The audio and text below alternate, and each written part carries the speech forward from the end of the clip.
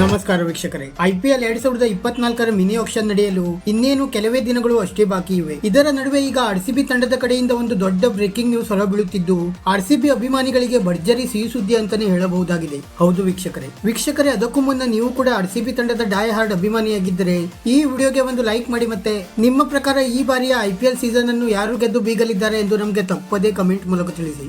ವೀಕ್ಷಕರೇ, ನಿಮ್ಗೆಲ್ಲ ಗೊತ್ತಿರುವ ಹಾಗೆ ಈ ಬಾರಿ IPL ನ ಮಿನಿ ಆಕ್ಷನ್ ಇದೇ ಡಿಸೆಂಬರ್ 19ರಂದು ದುಬೈನಲ್ಲಿ ನಡೆಯಲಿದೆ. ಆಕ್ಷನ್ ನಡೆಯಲು ಕೆಲವು ದಿನಗಳು ಬಾಕಿ ಇರುವಾಗ ಈಗ RCB ತಂಡದ ಕಡೆಯಿಂದ ಒಂದು ದೊಡ್ಡ ಬ್ರೇಕಿಂಗ್ ನ್ಯೂಸ್ ಹೊರಬೀಳುತ್ತಿದೆ. RCB ತಂಡದ ಹೆಡ್ ಕೋಚ್ ಆಗಿರುವ ಆಂಡಿ ಫ್ಲವರ್ ಅವರು ಈಗಾಗಲೇ ಈ ಬಾರಿಯ IPL ಗೆ ಹೊಸ ಸ್ಟ್ರಾಟಜಿಯೊಂದಿಗೆ ಬೆಂಗಳೂರಿಗೆ ಆಗಮಿಸಿದ್ದಾರೆ.